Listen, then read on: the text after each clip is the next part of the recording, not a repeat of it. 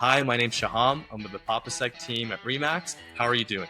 And I'll say that in my head because you'd be surprised what's behind that door. You don't know. It could be, a bunch of kids that are screaming. It could be a guy without a shirt on. It could be startling.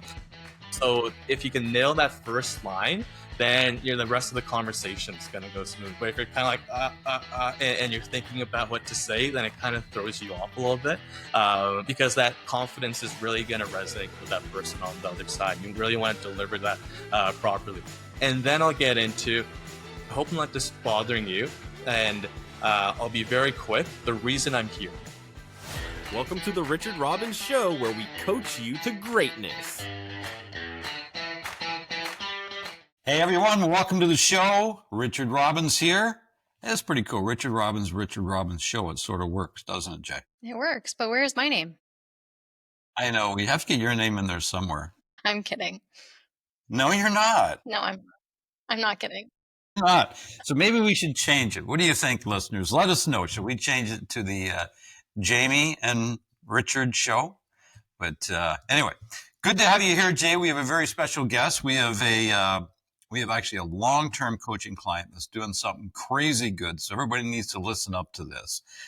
We have with us today Shaham Ahmad, and he's out in sort of Western Toronto, that sort of area right there. He's been a coaching member since 2018.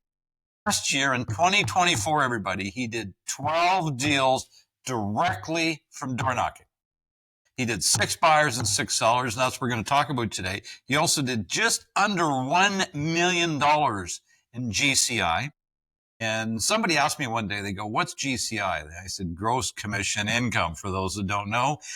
Most people in the real estate space get that. So Shaham, welcome to the show, my friend. So good to have you here. Well, thank you, Rich. It's a pleasure to be here. I listen to the podcast. I was telling Jaimie earlier, I listen to the podcast all the time. So it's exciting to be on as a guest. So what we're going to do is, Jaimie and I got some questions for you, but what we're going to try to figure out. So first of all, as we're recording this podcast, we're in a bit of a crazy market, right? To say the least, especially in Ontario and British Columbia. In all fairness, probably the rest of the Canada is probably doing okay. But a lot of people are, they're wondering, what do I do right now? And I say to everybody, we got to generate more leads. Like we got to do more marketing, more lead generation than ever before.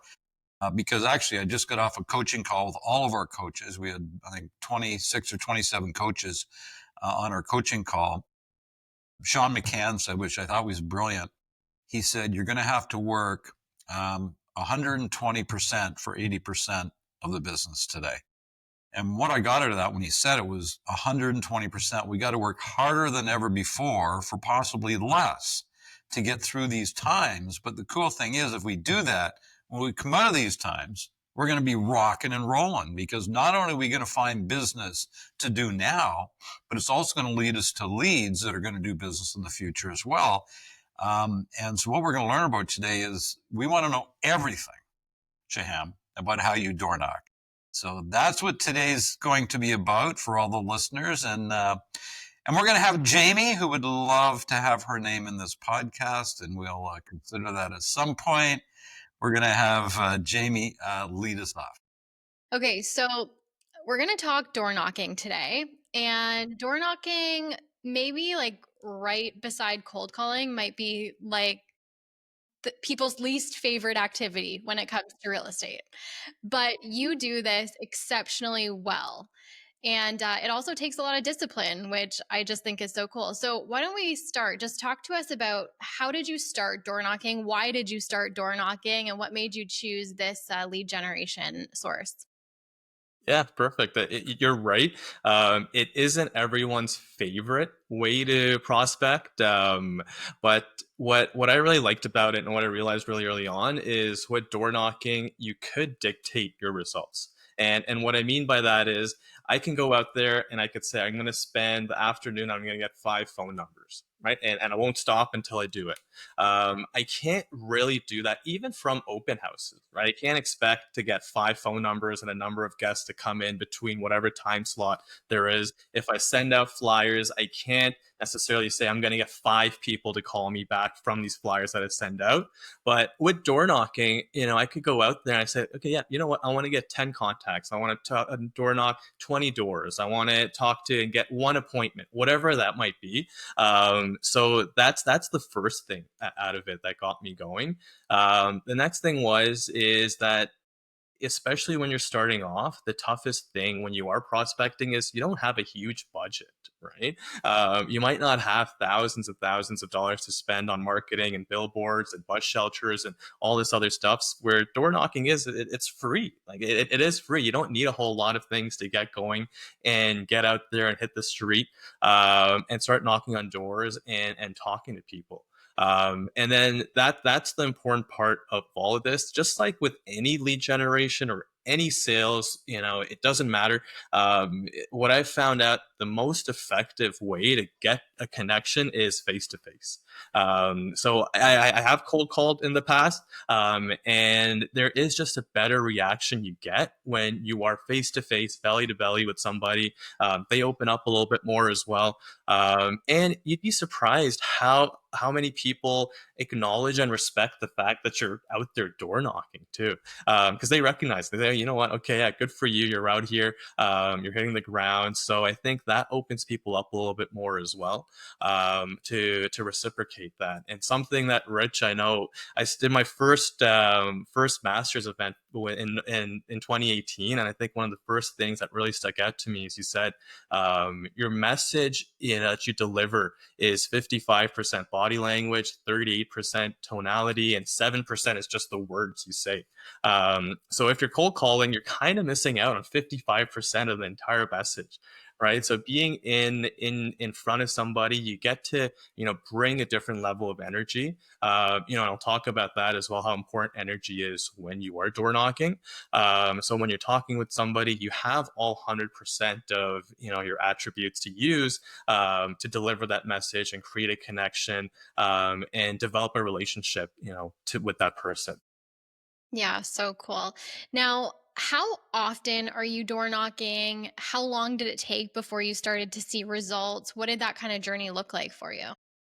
Yeah. So before, when I started, I was door knocking a lot more, because when I started door knocking, the reason I started door knocking is I was in a brand new market. I didn't know people that lived there. I didn't have friends that lived there or family members. So I had to just create contacts. And that was my mindset. And just go out there. And I wasn't even at that point looking to book, a ton of listing appointments. I was just trying to get out there and book contacts, put in my CRM, get phone numbers, get emails, and then pile those on as well, so I could follow up with people. And I remember it does take some time. Sometimes I sold a couple of those homes, Rich, you were mentioning earlier on the sales. Some of them I did back in 2018. I door knocked them back in 2018. I just stayed in touch with them over and over again, and they reached out to me. One of them, I even forgot their name, and they emailed me and they said, "Yeah, you came to my door like 5 years ago, and we're thinking about selling." And I had to go online, like trying to figure out who they are and going through my database. And I had her husband's contact information, not hers, so I couldn't find it. But eventually talked to her and help them sell and buy another home as well. So in the beginning, it was just about stacking up my database, right? That was the whole thing. So I was out there quite a bit. I was out there probably 5 days a week. Now I've kind of developed a cadence where I try to go out there 3 times a week and I door knock for about an hour. For me, that works. And I think the important thing is finding out what works for you. Maybe it is a time span. Maybe it's an hour. Maybe it's half an hour. Maybe it's a number of doors you want to hit or door knock. Maybe it's a number of contacts. Just figure out what works for you. And my recommendation is make it realistic and sustainable. I think the biggest problem people do, and this happens really often, I hear about it, is they go out there and they door knock on 500 homes in a day. And in my head, I'm thinking like, oh my God, that's great, but you're not going to be able to do that all the time. You're going to get exhausted. And also your energy is going to kind of get drawn out as well. So by the time you're hitting on the 200th door, you're not going to have that same level of oomph, right, to bring to it. So what I tell people is don't overdo it. Just do, a sustainable amount. That could be 20 doors a day. That could be half an hour a day. That could be an hour a day. And it doesn't have to be 7 days a week. It could be 3 days or 4 days, just so you're going out there consistently. Very good.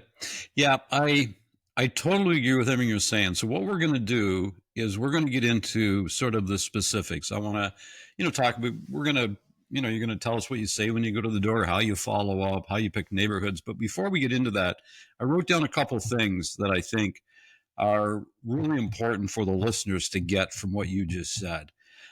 First of all, I've always thought to myself, it's sort of interesting. Real estate agents sell homes, but very few agents go to the actual home and talk to the owner. Like in some ways, that's sort of a crazy thought, isn't it? Like, God forbid you actually go to the house, right? That's what we're selling, folks. Like, why wouldn't you go to the house and see the owners of the house?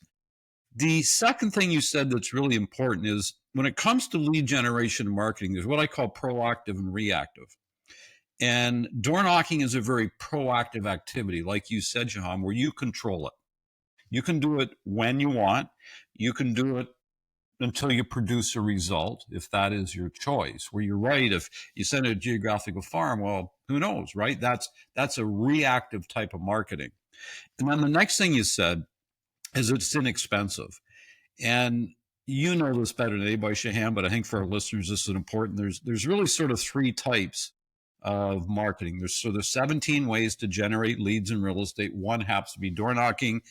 As we're creating this series in this podcast, we're going through all the different ways to generate leads, and we're getting a specialist like you.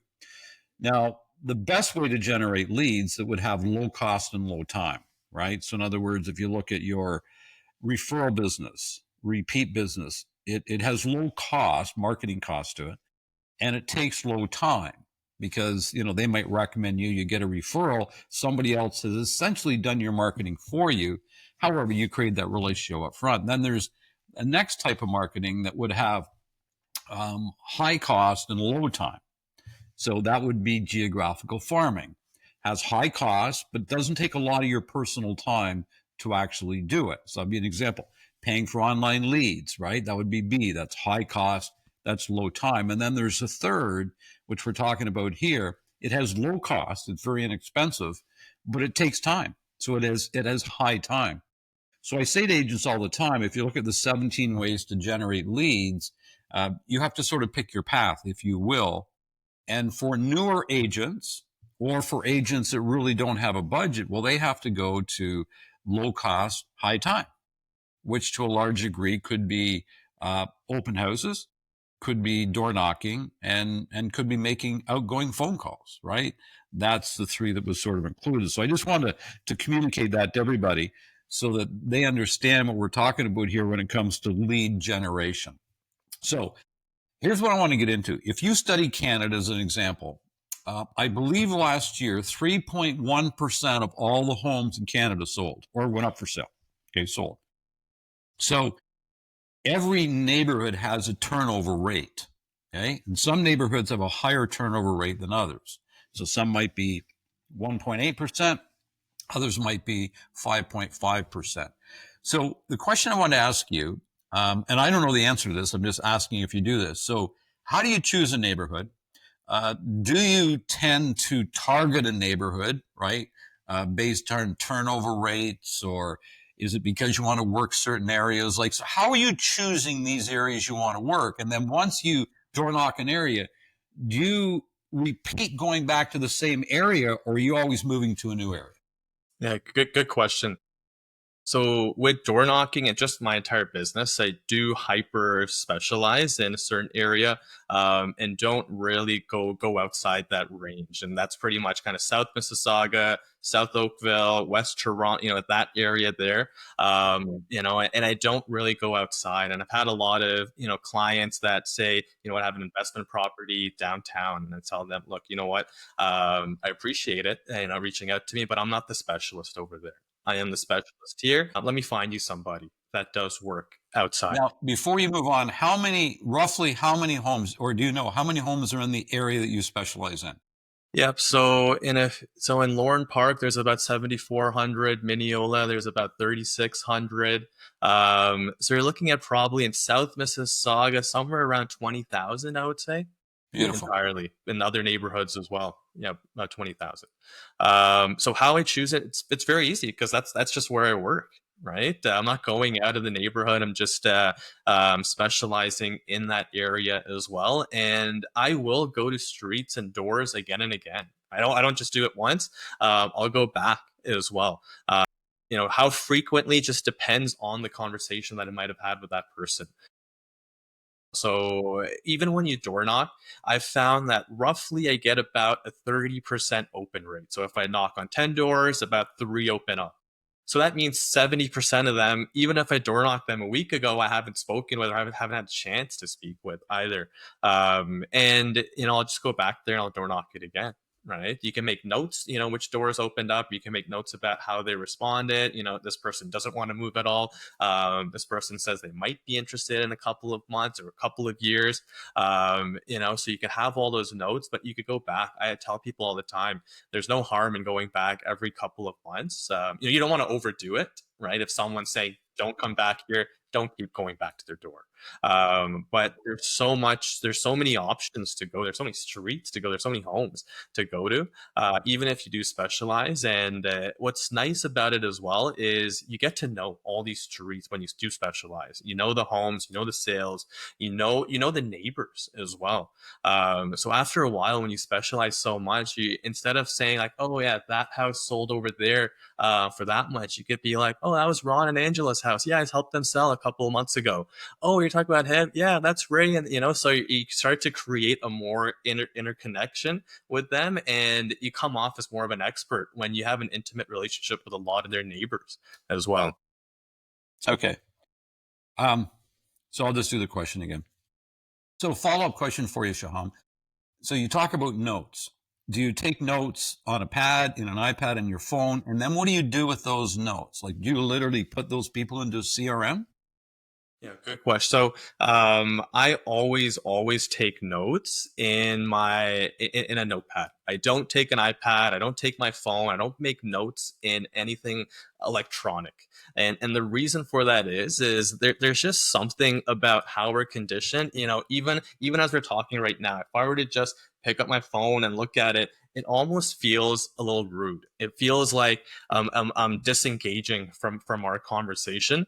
And I have noticed that because I've taken an iPad before. I forgot my notepads. I had my iPad, so I use that, and the results aren't the same. And what I do is I do take a notepad and pen. I have, all my notes for people that are now I do it with people that are actually, they're leads, they're solid leads. They're going to do something within the next 12 to 24 months. I'll take their information down. In this order, I take their phone number down, I take their email down, and then I take their name. And I do it in that order because phone number is the most important because you can call them, you can text them, you can reach out to them. An email, is good as well, but it's easier to ignore an email. And then within the email, a lot of times their name's already there. So I don't ask for their name until the end. So you want to get the most important information out first. And then I'll take that back and I'll put it in my CRM. Now, before I do that, I'll go home and I'll send a bomb video. I'll make a video message. I'll send it out. I'll thank them for their time. It was great to meet them. And I'll do it in the same clothes that I'm wearing. So now they're putting two and two together. They're seeing me again as well. Maybe they took a card from me, but they lost it. But that email will be in their inbox for months and months and months, maybe years, so they can just search my name if they ever need to. So I'll send that video message out right away and do one more touch. Then I'll also send a thank you card with a lottery ticket to their house as well. So then they get that a few days later as well. And then they're in my CRM. So everything that I'm doing to follow up, if it's a monthly letter, if it's a home that's sold down the street, then I'm constantly following up with them and letting them know about things that's going on in the area and in the real estate industry as well. This is, Jay, this is what we call a door knocking masterclass right here. Yeah.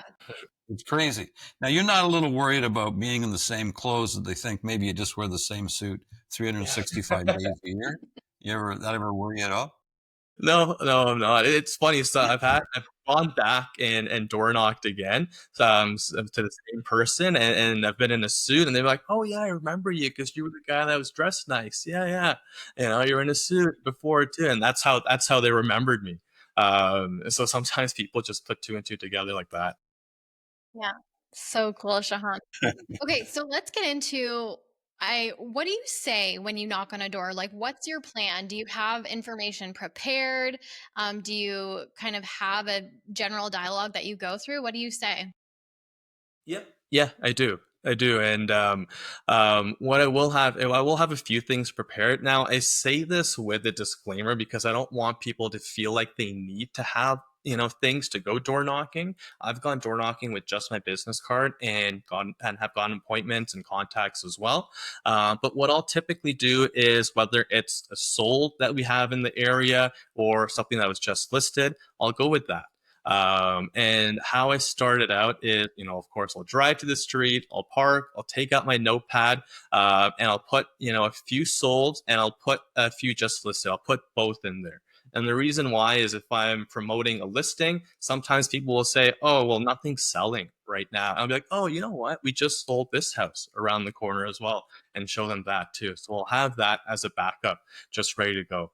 So now, you get out of the car, you have, whether it's a flyer or a printout, you have that with you. And now you're going to the door. So I'll walk up and I'll ring the doorbell and I'll always take 6 steps back. I'll try to stand about 6 feet away from the door because you don't want to be this imposing or intimidating, figure that's at the door, right? You want to create an environment that's as comfortable as possible for that person that's opening the door up.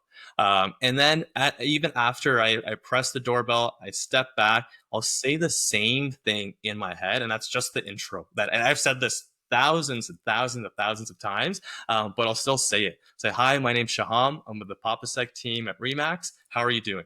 And I'll say that in my head because you'd be surprised what's behind that door. You don't know. It could be a bunch of kids that are screaming. It could be a guy without a shirt on. It could be startling. So if you can nail that first line, then the rest of the conversation is going to go smooth. But if you're kind of like and you're thinking about what to say, then it kind of throws you off a little bit because that confidence is really going to resonate with that person on the other side. You really want to deliver that properly. So I'll say that, and they'll say, "I'm good." Sometimes they'll say, "I'm good. How are you?" And when they ask you how you're doing, then it's going to be a good conversation. But most of the time, they'll say, "I'm good." And then I'll get into, "I hope I'm not just bothering you." And I'll be very quick. The reason I'm here. Or I'll say, "I hope I'm not interrupting anything." I'll be very quick. The reason I'm here. So I'll kind of break that down because I don't want to interrupt them. I value their time as well. I'll let them know I'm going to be quick so they know it's going to be a long conversation. And then I'll get into the reason I'm here. So I get those two things out of the way right away because when they open that door, all they're thinking is, "Who the hell are you and what are you doing here?" Right? So I'll get all of that out of the way, and then I'll get into the reason that I'm here. So if it is a just listed, then I'll share some details about the home. We just listed this beautiful home down the street. It's on 1426 Carmen Drive. It's 100 feet frontage, 300 feet deep, about 8,000 square feet, really nicely done. And we have it on the market for about 4.99 million. Just wanted to pop by, share what's going on in the area. And I thought I'd ask out of curiosity if you might know somebody that'd be interested in a home like that. Because I still want to promote our listing. I still want to go out there, and show the sellers we're working for them or promoting the listing. You never know who in the neighborhood might be moving or might know somebody that's moving. Now, chances are they won't know anybody. Right? They'll say, "No, we don't know anybody that is moving." I'll say, "Oh, no problem. That's okay." You know what? Something that I'm noticing from that listing and a few of the other ones that we sold in the area, we're seeing a lot of good demand for the good neighborhoods and good homes as well. Regardless of everything we're seeing on the news, we're still seeing quite a bit of showings and interest on homes. Now, I thought I'd ask just while I was here, would you happen to know anybody in the area that might be thinking about making a move?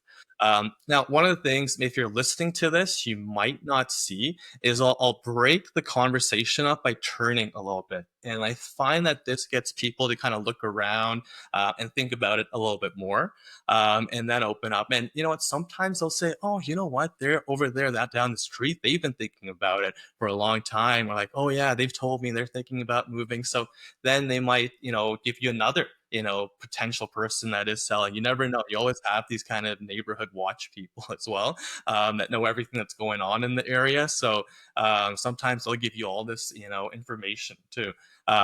So they might say no to that as well. And I'll say, okay, no problem. And just out of curiosity, have you yourself thought about making a move?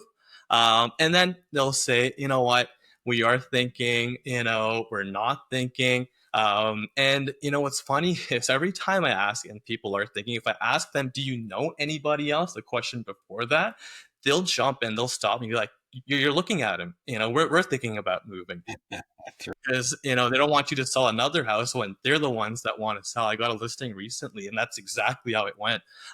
Before I could even ask him if they're thinking about moving, the person said, me, I'm thinking about it. So then I'll kind of go into that. Just basically what I'm doing is just asking them questions, right? Asking them questions and everything they're saying, acknowledging it by saying, okay, no problem. Thank you. Okay, no problem. I understand. And then going on to the next question. Don't just don't beat into the next question. Acknowledge what they have to say. And then there's a lot of variables, right? They might start talking and say certain things as well. So you definitely do want to acknowledge what they're saying, but also remember, not veer too far off and just start talking about, things that, don't relate to real estate for too long. And I think that's a mistake a lot of people make because they're not looking for somebody to talk to golf about. Not looking for somebody to talk about cars to for a long period of time. You want to bring it back to what your expertise is. Acknowledge it, talk about golf a little bit, and then come back to the question at hand. So great. I just want to mention something. What I think is so cool about what you're doing, Shaham, is number one, you're extremely prepared moving into it, right? You know what questions you're going to ask. You move through the same process that I'm sure you've done for many years at this point. But another thing I just want to touch on is you have focused so much into door knocking, and then you have completely mastered this skill. And what I see happen so often when I'm speaking with agents is they're like, well, I've tried door knocking and I've tried doing open houses and I've tried all of these things. But what they have not done is committed to something and mastered that skill. And, just by hearing you speak and how, you know what you're doing, you know how to door knock successfully. You spent, I can imagine, many years honing your craft, honing your skills, which is naturally going to improve the results that you're seeing. You're probably not knocking on as many doors to book appointments, to, find new clients because you're so good at what you're doing. And that's based on experience, right? And that's so cool to see. Yeah, A couple other things that I want to point out for the listener that you do exceptionally well. So I love what you said.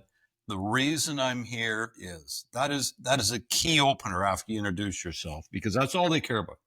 Like, why the hell are you standing on my door right now? You know what I mean? I'm just about to have dessert. So I think that's key. The reason I'm here is, and the other thing is, you will then say a house just listed down the street. You know what I mean? So what ends up happening is you now have something of value for them. And that's what I've always said about door knocking. You're making a phone call. It doesn't matter what it is. You have to have something of value. If you're just going to take, it's never going to work. You got to be willing to give.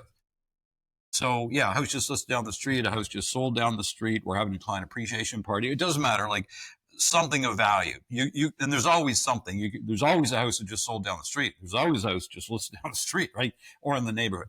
So I like that. The second word you use, which is a really powerful word, is I'm curious. I'm curious. And I notice you use that.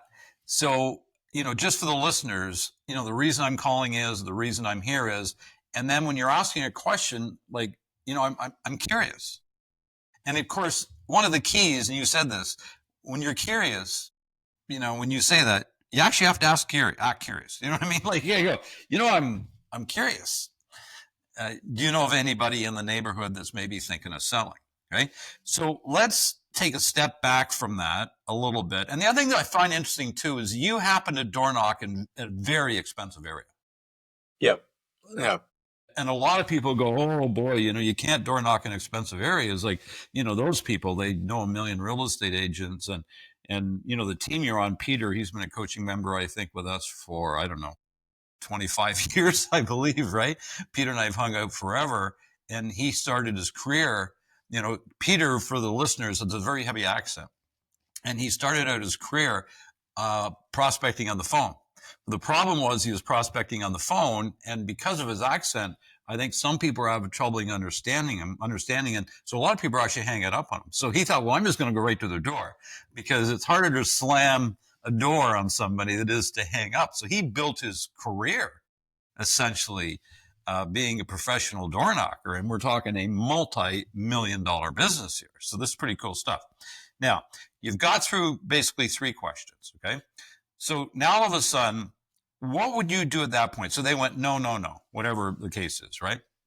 At that point, so you would like to get their information if you can, right? You've sort of discovered they're probably not a lead right now. What do you do then? You just, okay, thanks, see you later, goodbye, and go to the next home? Or do you have a plan and how you might be able to capture, their contact information? Right. Good. So the way that it's a lot of feel, you're going back and forth. If someone is just giving you short answers and you could tell they don't want to be there, I still think, there's no harm in asking them for the contact information. But what I'll do is there's one more question I'll ask, so you get to know, they don't know anybody that's looking to buy that house. They don't know anybody else looking to sell. They're not looking to sell. So then I'll ask them finally, just out of curiosity, if somebody was in the market, they were looking at that home that I was talking about and it didn't work for them, but they were serious, they wanted to be here. And if they came by with a good offer, is that something you might look at? And then they'll say 1 of 3 things: yes, maybe, or no. So if they say no, then they don't want to sell at all. If they say yes, then that's great. A lot of the times they'll say maybe. And then what you have now is a pocket listing. You just create a pocket listing right there.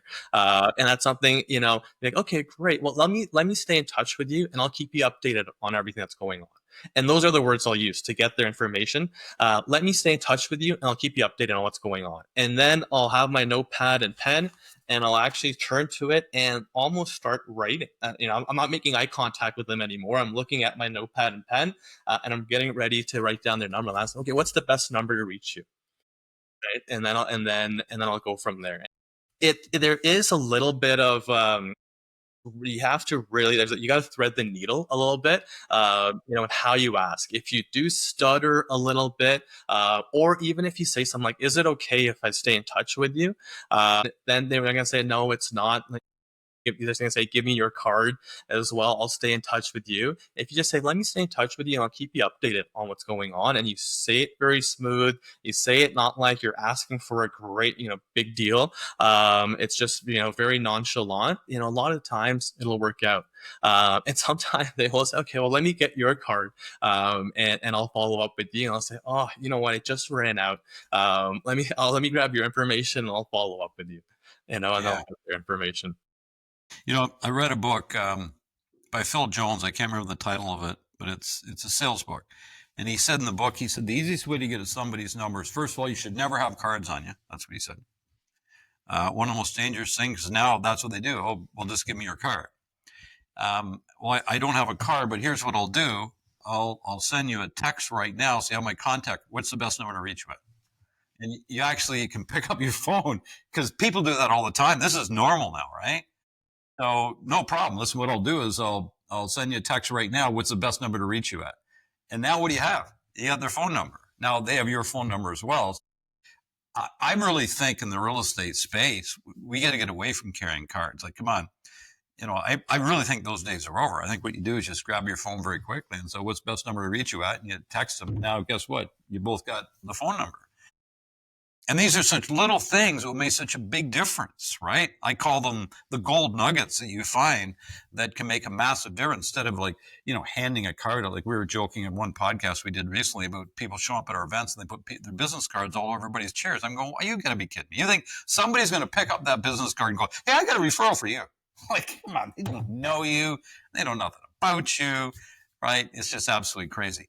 Okay, so I want you to, they have, and I remember I talked to Peter about this years ago, but one thing that your team does really well is a lot of your sales are actually pocket listings. I know not all your sales, but now imagine if somebody was doing this with consistency.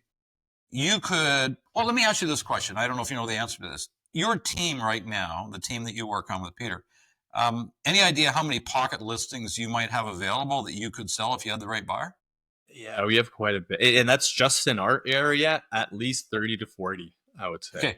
Now, everybody think about that. 30 to 40 people that aren't listing their home for sale. But if the right person came along with the right price, well, they probably don't care about the right person, but they do care about the right price, right? So the right price comes along with the right closing date. I'm going, are you kidding me? You just, double-ended a home, which is a beautiful thing. And really, by door knocking, you're creating inventory. I think it's like absolutely brilliant, especially if you want to own a specific geographical area. Right. And also, how often are buyers looking? If they're looking at a specific geographic area and they're actively looking, they know everything that's on the market, right? Like you're not going to tell a buyer, an active buyer of a new home that's been on the market for even 2 or 3 days that they don't already know about. But what they don't know about are those pocket listings. Right. And now you're bringing so much value to the marketplace and to a potential buyer as well. And don't forget, now when you bring that buyer to that pocket listing, you're also bringing value to that seller. Because a lot of people do say, oh, I have buyers, and then they never actually bring anybody through. Like how many times have sellers got that letter in the mail or people telling them, yeah, I've got buyers, and never come through. Well, now when you bring a buyer through to that listing, whether it works for them or not, you're at least showing them you're active in the area, you do have buyers, and you're somebody that's a person of their own word too. When you told them you had buyers, you're actually bringing somebody through. And it doesn't have to work. They're not necessarily going to buy that house. And you could even tell them up front, I'm not sure if they're going to buy the house, though they are looking in this area and they are serious and they're qualified. We know they're qualified. We know what they do. We know where they work and we know why they're moving here. And then you bring them through. And then the most important thing to do with that situation, the seller isn't on the market. Just make sure you follow up with them and give them that feedback right away. Right. That's something because they're going to be thinking about it. And the longer they're thinking about it, the less your value grows. It decreases over time. So follow up with them, let them know right away, whatever the feedback is. If you don't have it, still let them know. And then follow them in a couple of days when you do know if it's a yes or a no, if they're going to move forward or not. Yeah, I love you're just bringing so much value to every person and you're showing, this potential seller how hard you work for your clients as well, right? By door knocking and showcasing another listing you have in the area, by bringing buyers into different pocket listings, like you're showing how hard you work for your clients and how much value you bring as a professional. Yeah. Yep, for sure. Yeah, so cool. So let's chat. I know follow up is a massive component of door knocking and of your strategy. So why don't you walk us through kind of some other things you do as far as follow up when it comes to, you've had the conversation, you're developing the relationship. What does kind of the rest of the process look like for you? Yep. So I kind of break it down in 2 phases. And the first phase we kind of talked about already, and that's the video message. Reintroducing yourself, thanking them for their time as well, and then sending that email off, and then the thank you card as well. So you send that off. So that's kind of the first initial phase. Just so now they just met you at the door, and also this follow up. By the way, you can use if it's an open house lead, if it's an online lead. The practices are all the same. You can do it in any sort of situation. So now sending that video message, sending that thank you card as well, now just reiterates kind of who you are and there because they just met you. So you've got a few more touches out of it as well. Then the second phase of follow up is just staying in touch with them, and not feeling like, I think the main reason why people don't follow up is they don't know what to say. and they're also afraid of bothering the other person. So the first thing is, if you got their contact information and they willingly gave it to you, then you've already created a relationship where, what, they're asking you to follow up with them. They've given you permission. And if you feel like you haven't gotten permission, just ask them again. Just say, and I say this very often at the end of a call, or, if it's somebody I meet as well, is it okay if I follow up with you every few months? And all the time they're going to say yes. Very seldom are people going to say, no, don't follow up with me at all. And if they do, then don't. But most of the time they're going to say, you can follow up. So now you've gotten permission to follow up. Then the next thing is, what do you say? Now, what to say, I think, is, you don't want to overthink it, because there's so many reasons you could follow up with somebody. Something was just listed on the street. Something was just sold. There's new market information in terms of interest rates. You found something off the market for them as well. There's so many that it could be a holiday. It could be, I've even sent, and I've caught in a sale. I talked to somebody for a few years, and I texted them. I said, oh, I'm so embarrassed. I haven't said hi. How are you? How are the kids? And they're like, hey, we're good. How are you? And then we started talking, like, hey, we were just looking at this house online. What do you think of it? And we actually ended up going there and then up buying that house. And it was just because I sent them that text. I'm sorry, I'm embarrassed. I haven't talked to you in so long. How is everything? So there's so many reasons to follow up. Now, the most important thing is, you just want to make sure you're delivering some sort of thing of value. You're giving them something of value. And that could be a sold. It could be something that got an offer, right? It could be a listing that, now that they're getting 2 offers or 3 offers, which they don't know as a seller or buyer, somebody that's not in the industry. A lot of people don't know how many offers they got or how many showings they got. So sharing things that, are also not readily available to them, because the most valuable thing you could tell somebody is something they don't know. So if you could start getting into that practice of, okay, what can I share with them that they don't know, or they don't have access to, right? But they are still interested in, and kind of think about it that way, and do it, right? And a lot of the times, we worry about following up and bothering the other person. It's very common that people are happy you're following up with them, and I've been told so many times that people are like, oh, you've just been so persistent, and I like that. Uh, and I'll tell you a story. Is actually recently, my accountant, during tax season, he asked me, he needed some documents from me, and I was just busy. I didn't send them over to him, and then he never asked again. And then I kept thinking, oh gosh, I got to send those over, and then I didn't. And then at one point, I'm like, I can't believe he hasn't followed up with me and asked again. And you know what? It's not because I'm ignoring him or I don't like the accountant. It's just something I haven't got around to doing. So a lot of times when people don't reply or they don't get back to you, it's not because they don't like you. They just have so much else going on in their life, and it's your job to just stay on top of it as well, and just see what's happening and see how you can help as well. Yeah, that's Yeah. such a great point. I mean, as salespeople, we always feel like we're bothering other people when we're reaching out. And I can speak for myself as a salesperson. I have felt that way before. I don't want to bother people, I don't want to overwhelm people, but what's crazy to me is, number one, the positive response I get when I'm really consistent about follow up. And even if I'm asking them a direct question, we've talked about like the 9-word email, and we do that as well. And just yesterday, I reached out to several of, leads as far as coaching goes, and said, are you still interested in coaching? And I cannot tell you how many responses I got. A lot of them said, no, not at this time. But hey, Jaimie, thank you so much for everything you do. We appreciate you. Keep in touch. Thanks so much for reaching out. And I'm like, we wouldn't expect a response like that from an email like that, right? Because I'm asking a very direct question, but people do appreciate follow up and any value that you can bring them. And it's your responsibility as a sales professional to follow up. It is not their job to get in touch with you when they're interested in buying or selling. It is your job to communicate with them, bring value to them, develop and maintain that relationship, so that when they do want to buy or sell, you're right there and you haven't been forgotten. So true. And she's been well trained, Shaham. By the way, think about it. All day long, she's meeting, talking to agents, going to all the events. Boy, I'm telling you. One thing about Jay, she's actually one of the most persistent people I know, but she is so kindly persistent. Like, it's just, and I think that's the secret. Nobody wants to bug anybody. None of us want to do that, right? And you follow up and, just bring value. And you're 100% right. Your accountant should have followed up because you appreciate that. We appreciate that, right? Because we're all busy. It's not maybe top of our mind right now. It's not the number one to do we got to worry about. I do have a question for you if they're not home. So if these people aren't home, do you leave anything or do you just see you later?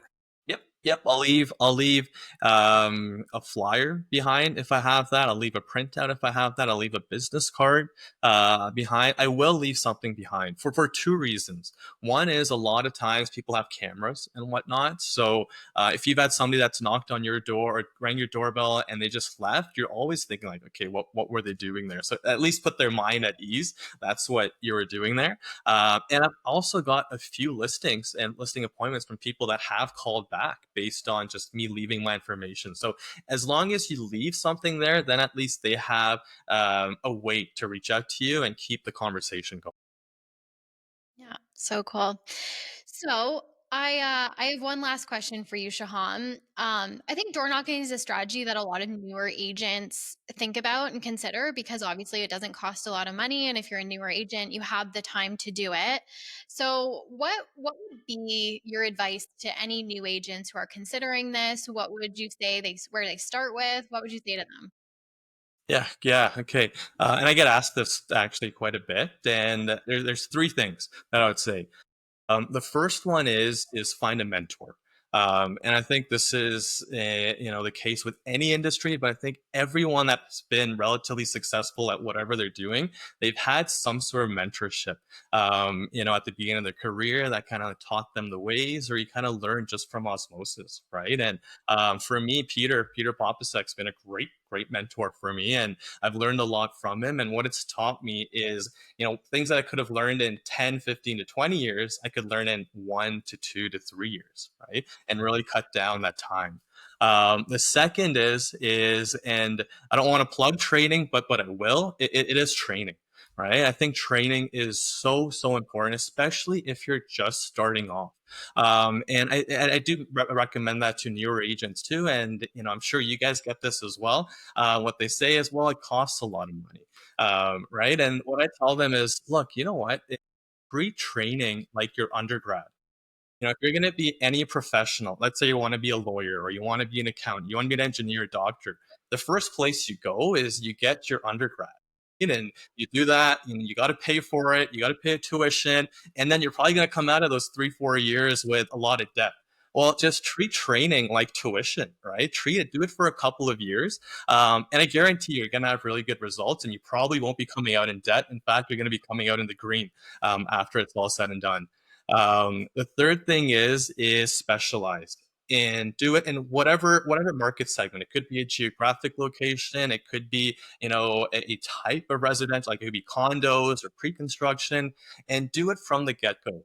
Because at the beginning of your career, your biggest hindrance is going to be your inexperience. So trying to learn everything about everything is just going to be so tough.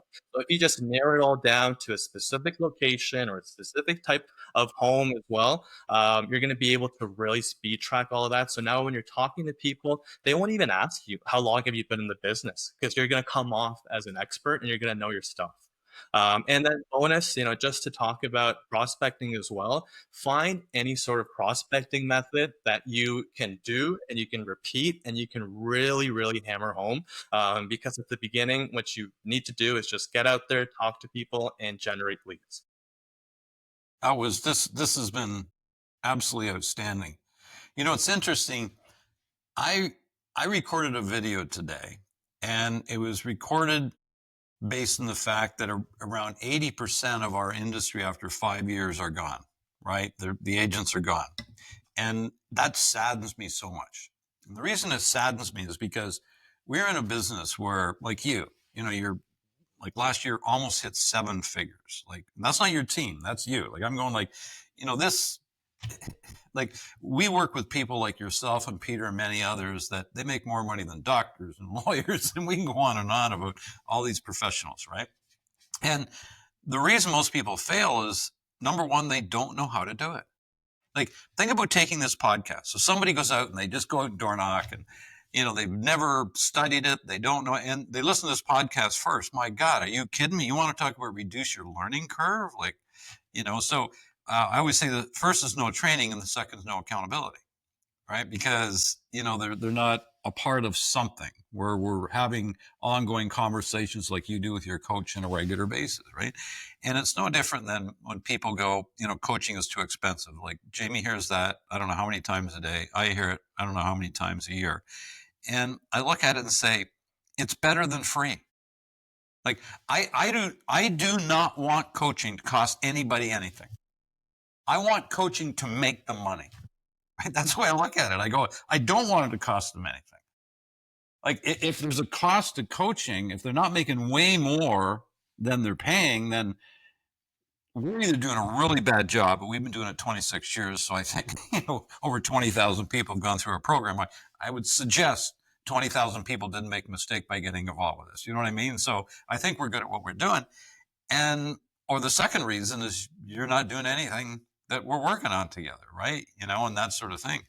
And it's so funny how in our industry, and I don't know what it is how sometimes we get so short-sighted in what it takes for us to succeed, right? And I honestly, I don't know the reason for it. If you look at any other business, Shaham, think about this. If you get in the restaurant business, think about how much you got to invest to get in the restaurant business. My God, you got to go lease space. You're going to have to market. You got to buy a bunch of kitchen equipment. You got to hire a whole bunch of people. You got to pay for a bunch of signs before you even earned $1, right? Like the investment you make. Talk about undergrad. Imagine what that cost you before you ever actually make any money at all. And so I think that's got a lot to do with the challenge that we have in this industry. And I just wish that more people would say, okay, I want to be a true professional. And guess what? True professionals are always learning. They always want to be held accountable. They want to be coached, right? They want to learn from the best, because we all understand going to the school of hard knocks, that is a rough road, my man. Like, it is a rough road. And as I said, that's why more than 80% fail in 5 years, right? Like even Peter, you think about Peter, he's been involved with us, I think the first year we opened this company. Like, and he's just an amazing dude, right? And then of course you've worked for him for a long time now, and you're involved as well, and we're thankful for that. And I'm not saying everybody needs to be joining our program, but the thing is, if you want to learn how to do something, well, guess what? You got to go learn how to do something. Yep. Yep. And I'm not saying anything that I haven't done myself. In fact, we're a team and we train. Dana is our coach, and we have team coaching. And then I actually took on Dana and paid more to do one-on-one coaching with him. So I do both, right? And actually, I've noticed my production really took off after I started doing the one-on-one coaching with Dana. For whatever reason, but just having somebody to talk to, and I'm texting Dana and we're talking constantly. We have our bi-weekly calls as well. If I need an extra call in there, he sets it up. But I've noticed, and it's funny, I made him a PowerPoint just to show him the difference in my numbers before I started coaching with him and after I started, and there's a huge difference between it. And a lot of it, the only major change I made was taking on that one-on-one coaching with him. Yeah, I think the one-on-one, well, first of all, it adds more individual conversations for you opposed to the team, right? Where you're working together. And second of all, you're being more accountable. I'll tell you right now, even if you don't consciously know it, you are, because you and Dana have a conversation. You probably leave that conversation with, what are you going to work on in the next 2 weeks? Or, what would you like to get done? Or between now and the next call. And then all of a sudden you're going, boy, I got to talk to him again in a week or two. I guess I better get my ass to work, right? So it's amazing how it works. Like my daughter, Jaimie here, she's been, obviously the, VP of marketing and sales for their company, but every Friday, guess what she sends me? A sales report. Every Friday. That's, and if she didn't have to, and she's a very disciplined person, but I would venture to say if she didn't have to send a sales report to myself and my wife, Sue, and Storm, who also sends in her report every Friday, would she do as much as she's doing? I don't know. Like, I'm sure she'd still do a lot just because of her personality. But when you have to, report to somebody, And this is master-slave relationship we're talking about. But when you have to report to somebody on a regular basis, you do more. There's just no way around And it. another fact is not even just for whoever you're reporting to or your coach, you see it yourself, right? So if I'm writing my Friday report and I'm like, whoa, it's kind of a rough week, what am I going to do for myself, right? I'm going to change what I'm doing. So it's really not for the other person, it's for yourself, and we all need that. Nobody should be running away from accountability. Well, it's like Peter Drucker said, what we measure gets improved. Like you measure, just like you said, because now it's awareness, right, Jay? Like you've now become aware of what you did that week, or maybe what you didn't do, or the results you didn't get, or whatever the case is. And that awareness makes you feel good or makes you feel bad. And if you're not feel good about your awareness, you're probably going to do a little better job on the upcoming week, right? Yeah. And at the end of the day, it's all for what you want, right? If you want a higher GCI, then that's what you're working. If you're trying to sustain the GCI and take more days off, you Yeah. kind of package it in together, whatever you're looking for. So all of that, those little accountability things, those conversations, it's at the end of the day, it's for what you want. So why not make it happen? So this is, Shaham, this has been unbelievable. Like this to me was an absolute masterclass in door knocking. Probably the most content I've ever heard that relates to door knocking that is incredibly useful. So I want to thank you for that.